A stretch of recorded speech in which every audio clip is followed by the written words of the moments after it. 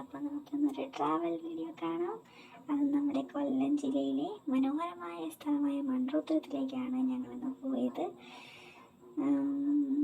അങ്ങനെ ഞാനൊരു കൊല്ലംകാരിയായിട്ട് പോലും ഞാൻ ആദ്യമായിട്ടാണ് മൺട്രോ ഐലൻഡിലെത്തിയത്.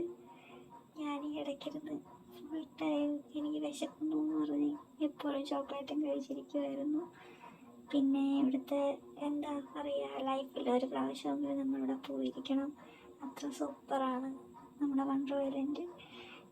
ഓരോ പാലത്തിൻ്റെ അടിയിൽ കൂടെ പോകുന്നതാണ് നിങ്ങളിപ്പോൾ കണ്ടത്. അത് നല്ല രസമാണ്. നമ്മൾ കുനിഞ്ഞിരിക്കണം ഗായ്സ്, നല്ല രസമാണ്. പിന്നെ ഇങ്ങനെ പോവുകയാണ്, സൈഡിലൊക്കെ ഇങ്ങനെ തടിയൊക്കെ വെച്ചിരിക്കുന്നത് കാണാം.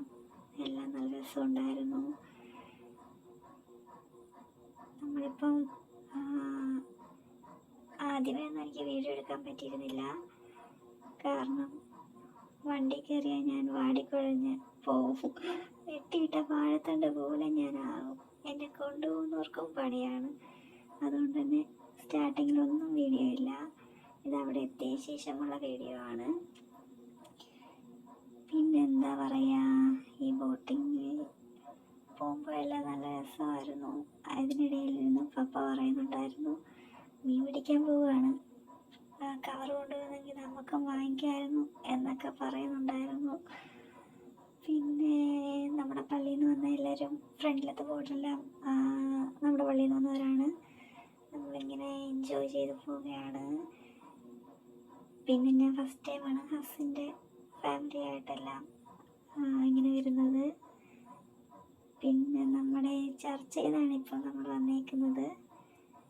ഒരു നല്ലൊരു എക്സ്പീരിയൻസ് ആയിരുന്നു. ഇതിനിടയിൽ ഞാൻ കുറേ കോപ്രായങ്ങളൊക്കെ കാണിക്കുന്നുണ്ട്.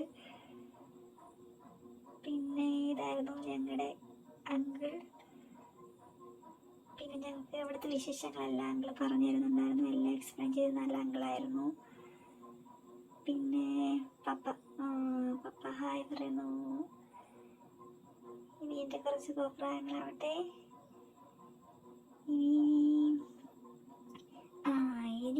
ഇതാണ് എൻ്റെ അമ്മ, ഹസ്സിൻ്റെ അമ്മ.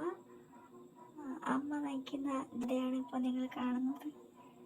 അമ്മയോട് ഞങ്ങൾ പറയുക, സംസാരിക്കുക. അമ്മയെ ട്രോളി അമ്മയും തിരിച്ച് ട്രോളുന്നുണ്ട്. ഞങ്ങളുടെ യാത്ര മുന്നോട്ട് പോകുന്നുണ്ട്.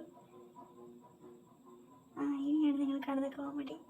എനിക്കാണെങ്കിൽ സംഭവം നേരെ നമ്മളത് ആക്കാൻ അറിയില്ലായിരുന്നു. ഞാനിത് ആക്കും തോറും വെള്ളം തെറിച്ച് അകത്തോട്ട് തന്നെ വീണ് ഫ്രണ്ടിലിരിക്കുന്ന ചേട്ടൻ്റെ ദേഹത്തോട്ട് വീഴുമായിരുന്നു.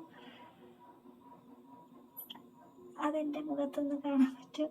പിന്നെ ഞങ്ങളവിടെ നമുക്ക് ഇറങ്ങി നിൽക്കാൻ പറ്റുന്ന സ്ഥലം ഉണ്ടായിരുന്നു. അവിടെ എത്തി എല്ലാവരുമായിട്ട് എൻജോയ് ചെയ്തു, ഹാപ്പിയായി. അപ്പോൾ ബൈ.